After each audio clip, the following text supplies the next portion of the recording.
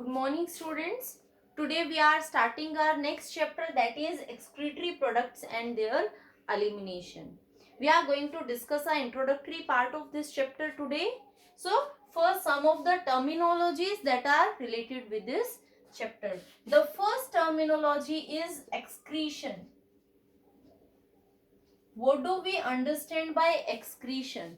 Excretion simply means removal of the waste that is produced inside our body because of the various metabolic processes. So, removal of the waste out of the body is excretion. This waste is first detoxified. There are lots of toxic substances that are produced in our body. Liver, just like liver, kidney, they are going to detoxify it, and later on this waste will be removed out of the body in form of urine. That is excretion. This excretion is sometimes misunderstood with another term, that is defecation, which we discussed in our digestive system part. It means the removal of undigested food.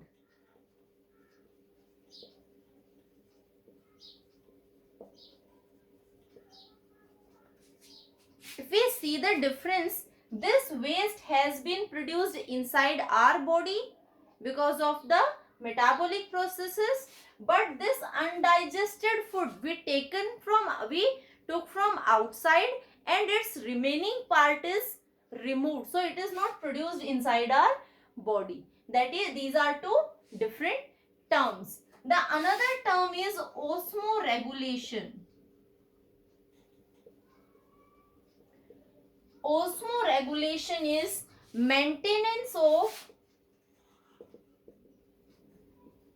water and ionic balance in the body. So excretory system is going to function as both in the process of excretion also, means waste will be removed out of the body, plus it is also helping in the maintenance of water and ionic balance inside the body. We will discuss these steps in detail when we are going to discuss about the excretory system. Now we are going to talk about the different substances that are being excreted out of the body by different organisms. In majority, we are going to talk about three. Ammonotelism. The first one is ammonotelism.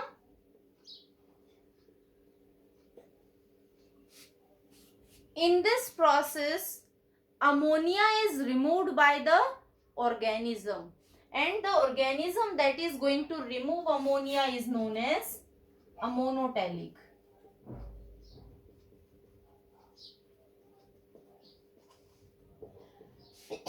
Excuse me. It is going to remove ammonia out of the body.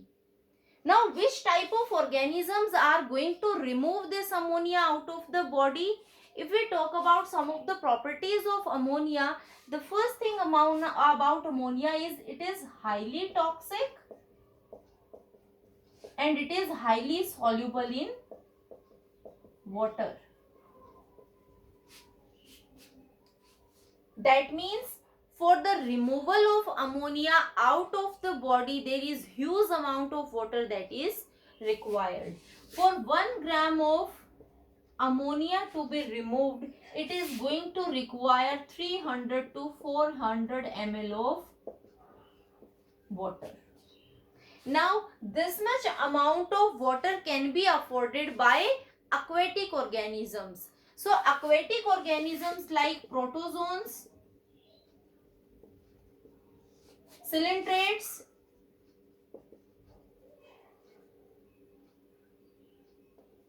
bony fishes,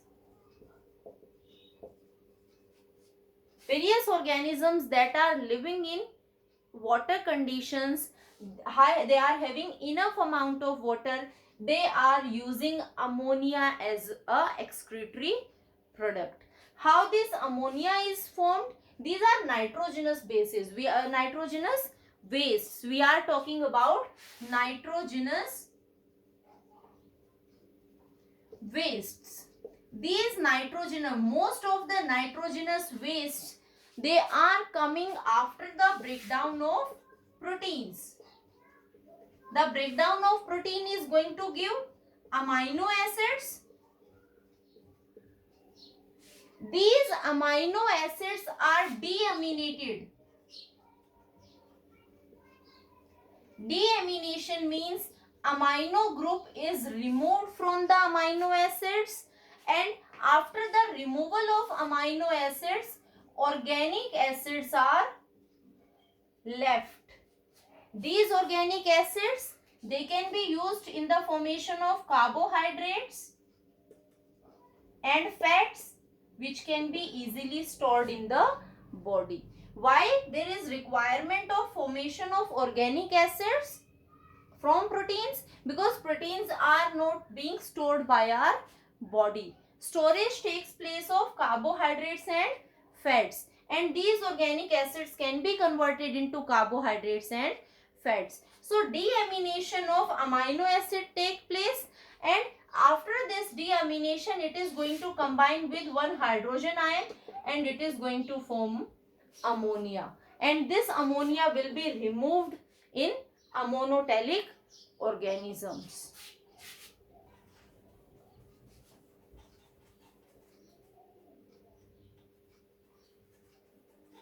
The second type is ureotelic organisms, or you can say ureotelism. The organisms that are going to remove urea. This urea is NH2CONH2, means it is also formed from ammonia. In liver, there is a cycle that is known as ornithine cycle. We will discuss ornithine cycle later, and this ornithine cycle is going to form urea from ammonia. So ammonia will be converted into urea.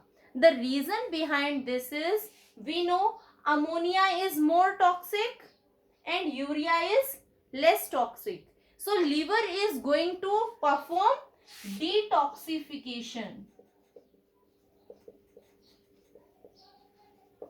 Simply means that highly toxic substances are converted into less toxic substances. Now, if for some time urea stays inside the body of the organism, that will be not that much harmful because it is less toxic. But if ammonia stays for some time in the body of the organism, that will be highly toxic. That's why this detoxification process takes place. Another thing, first thing about urea is it is less toxic, and second thing is it is soluble in water but less soluble as compared to ammonia, and also it requires less water for the removal of urea. For 1 gram of urea, almost 50 ml of water is required. So the terrestrial organisms that are surviving in enough water conditions, just like human beings, some cartilaginous fishes also, they are going to remove urea out of the body. So examples are humans, cartilaginous fishes. These are ureotelic in nature. The third type is uricotelism.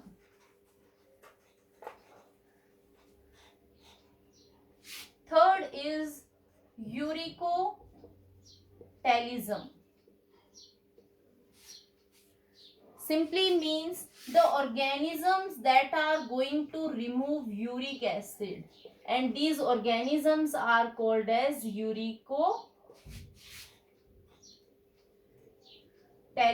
organisms. Now, if we talk about toxicity, ammonia is having maximum toxicity, then urea and uric acid is least toxic. Plus, it is insoluble in water.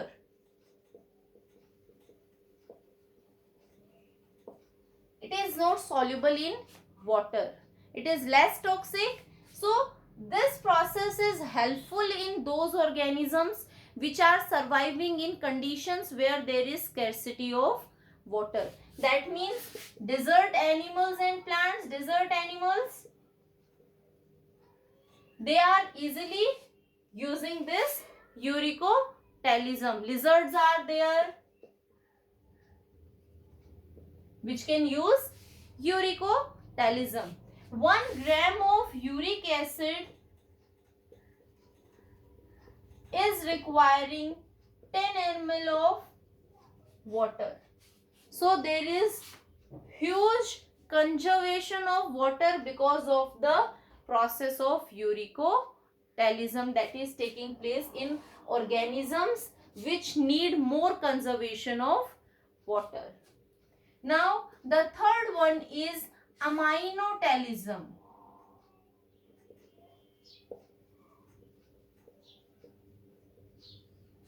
Aminotalism means some of the organisms are directly going to excrete out amino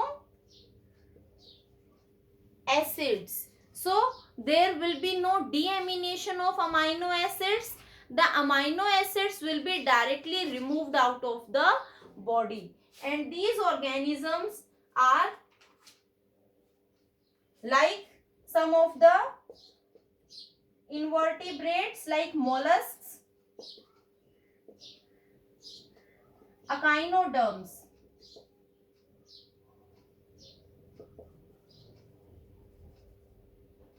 They are going to show aminotalism. They are directly going to remove amino acids. The next one is guanotalism. Means few birds are going to excrete out guanine. Their excretory product is guanine. That's why they are known as guanotalism. And these organisms are known as guanotalic organisms. These are some of the excretory products and their different types. Now some of the organisms show dual nature. Dual nature simply means these organisms are going to show 2 different methods of excretion depending upon the habitat or environmental conditions they are having. Simply, some of the organisms, like just talk about earthworm. If rainfall is there, enough amount of water is present, then earthworm is going to behave as a ammonotelic organism and it is going to excrete out ammonia during sufficient water conditions.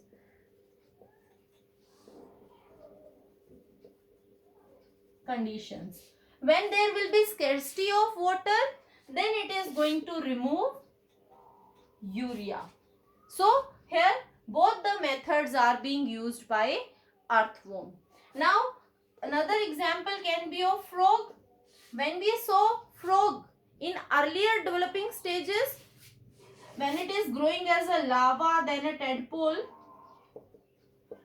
it is surviving in water.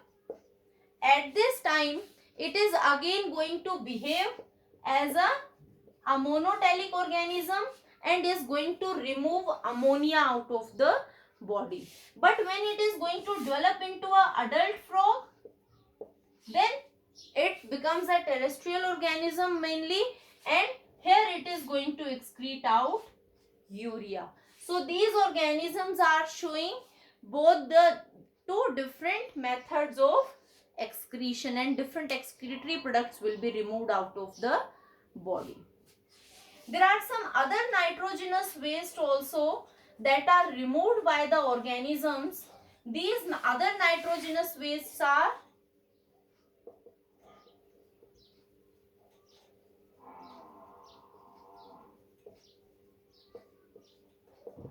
creatine and creatinine.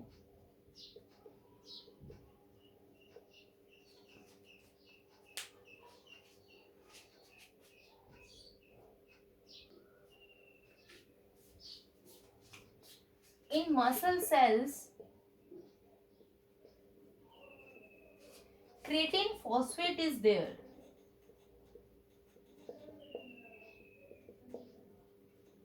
This creatine phosphate is a high energy molecule that is used for the storage of ATP. And from this, excess amount of phosphate is being removed.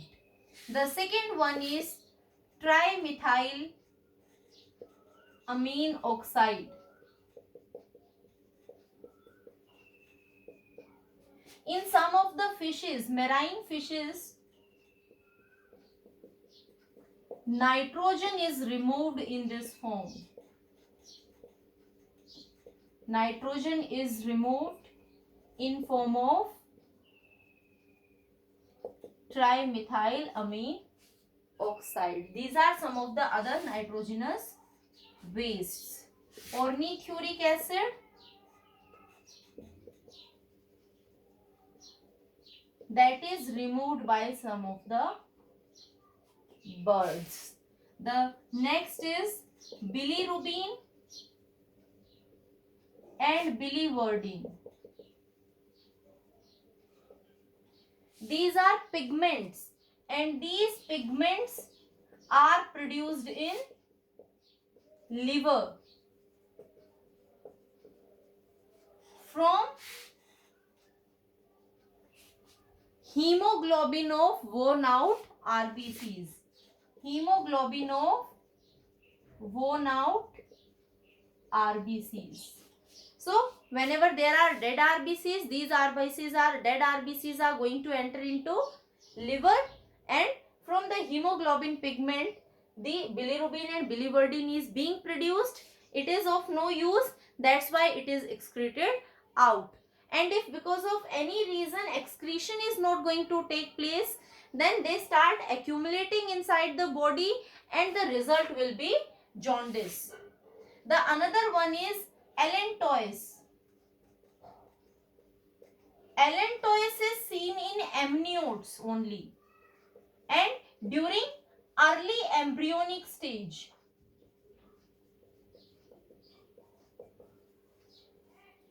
What happens over here? Here uric acid is changed into this allantois with the help of an enzyme uricase, and human beings are not having this enzyme uricase. So with the help of this uricase, the uric acid is converted into allantois. These are some of the other nitrogenous waste, and along these nitrogenous waste, some other wastes are also removed, which are not nitrogenous in nature, just like bile salts. We remember liver is going to produce bile juice, and that bile juice is containing bile salts. These are the calcium and phosphate salts. Now these salts are very essential for our body, and maximum salts are being absorbed. When we will talk about the excretory system, we will see absorption of salts takes place, but still minute amount of salts will be excreted out of the body. The second one is excretion of drugs, hormones. Various drugs are excreted out. For example, penicillin, ampicillin, tetracycline. These are excreted out of the body. Hormones like thyroxine, the steroid hormones,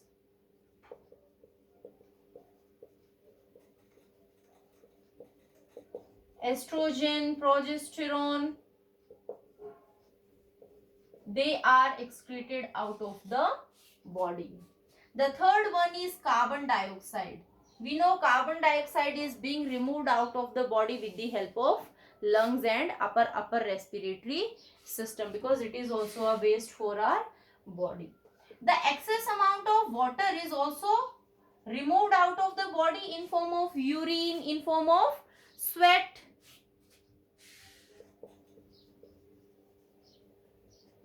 Then other than water, some vitamins are also removed. The water soluble vitamins like vitamin B complex, vitamin C, they are also removed with the help of urine because these are water soluble. Now other than vitamins, we are also having spices like garlic is there. These are going to produce some of the volatile components, and these volatile components are also removed by the help of urine. So these are some of the excretory products, waste that can be removed out of the body. Next time we will discuss about the human excretory system in detail.